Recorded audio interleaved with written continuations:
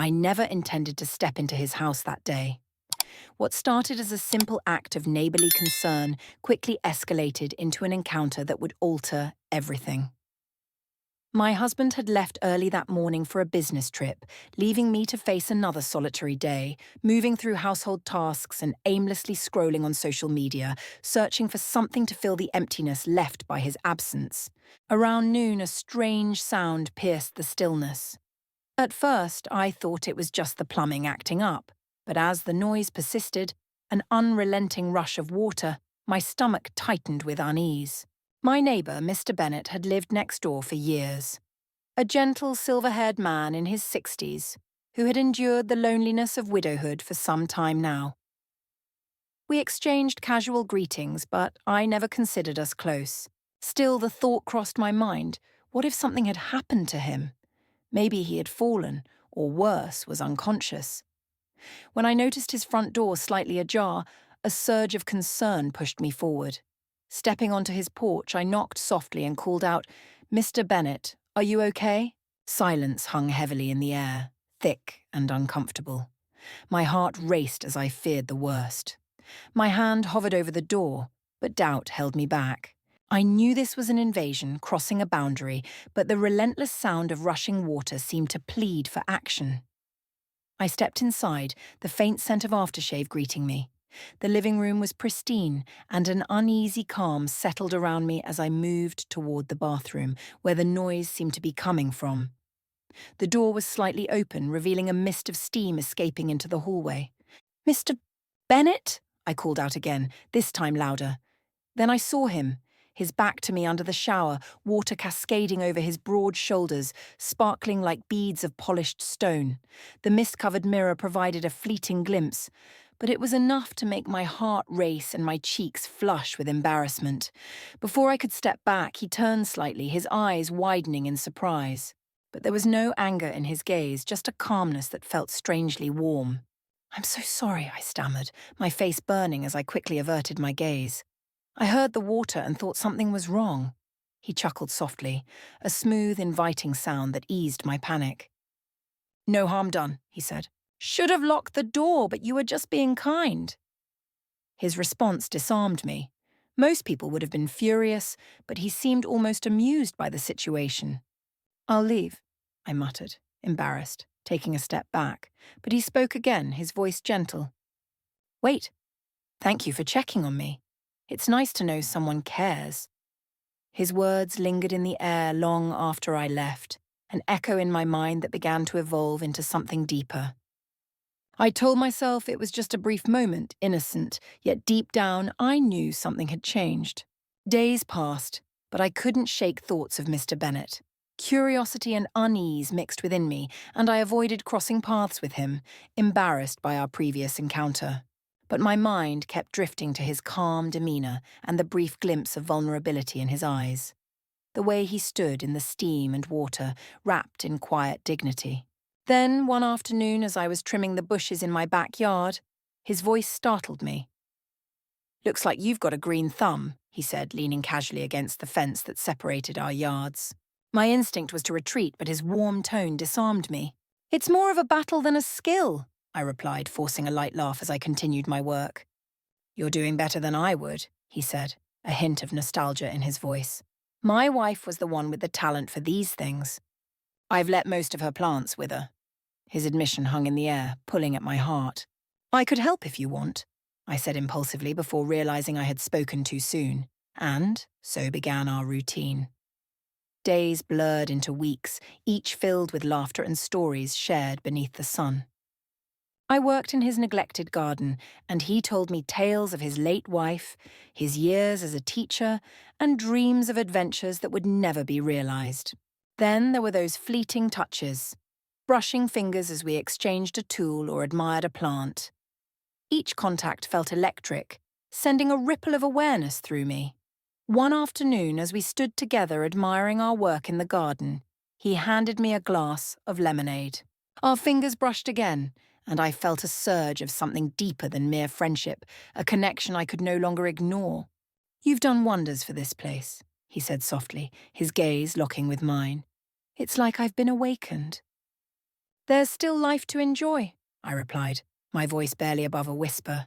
He nodded, and the weight of unspoken words filled the air, but neither of us dared to act on them. Instead, we lingered in the subtle tension, both knowing something was there but unwilling to cross the line. Then came the evening that would change everything. Soft rain tapped gently on the windows, the outside world a hazy blur. My husband had called, extending his trip for another week, and the loneliness that had been building within me surged. Without realizing how it happened, I found myself standing at Mr. Bennett's door, a plate of cookies in my hands, a feeble attempt to combat my solitude. His face lit up with surprise when he opened the door, his smile a bright spark in the dim light of his cozy living room. "Just thought you might like something sweet," I said, suddenly aware of how foolish I sounded.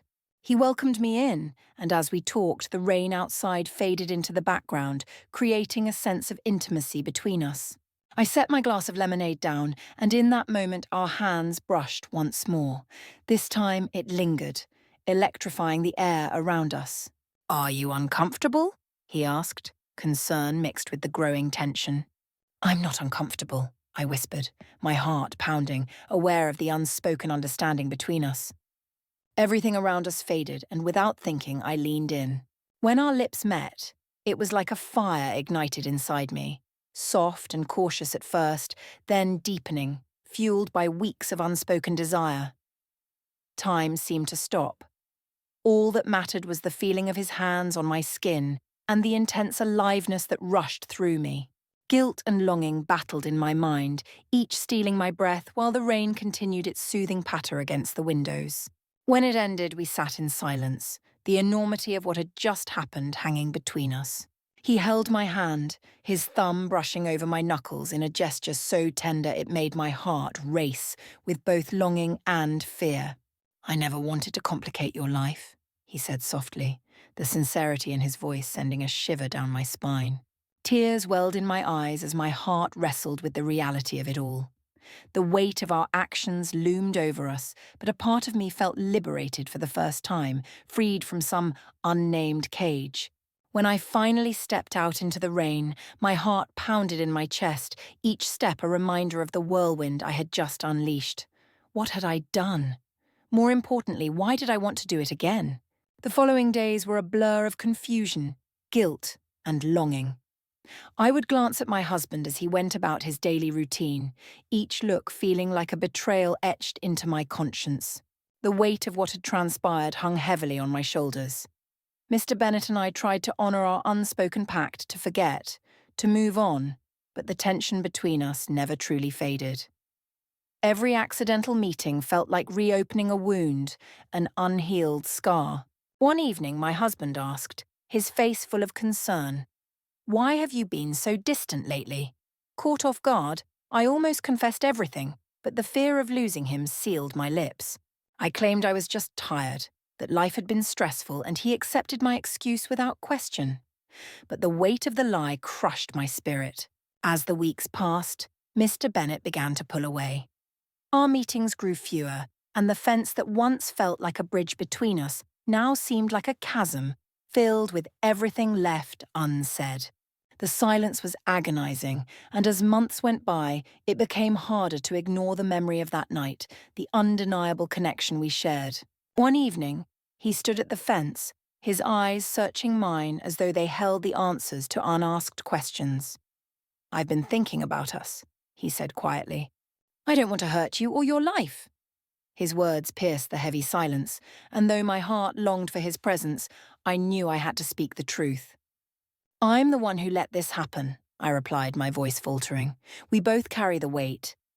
"This isn't fair to you or your husband," he said, a heavy sigh escaping his lips. His words echoed painfully in my mind, yet they rang with truths I had been avoiding. "What do we do now?" I whispered.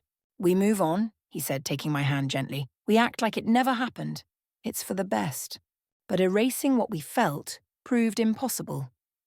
I tried to focus on my marriage, telling myself to repair the fragments of my life. Yet, Mr. Bennet lingered in the background of my thoughts, a shadow that never truly disappeared. Life eventually returned to its routine, but the memory of that night haunted me, lurking in the empty spaces where warmth used to be. Some days with my husband felt like hollow performances, acts of deception. Years passed, and the silence endured. The weight of some choices leaves scars that never fade. I learned that some connections, no matter how brief, fundamentally change you. The echoes of unfulfilled desires, the flickering of possibilities become part of who you are. They are memories etched into your soul, transforming into bittersweet ghosts that whisper of what could have been. And so I moved forward, caught between the life I had chosen and the life that slipped through my fingers. If you enjoyed this story and found yourself captivated by the complexity of emotion and desire, please take a moment to hit that like button. Your support helps us share more thrilling tales that explore the intricacies of human relationships. Don't forget to subscribe to our channel for more engaging stories that delve into love, longing, and the choices that shape our lives. Join our community and be the first to discover new narratives that pull at the heartstrings and spark the imagination. Thank you for being part of this journey. We can't wait to share more stories with you soon.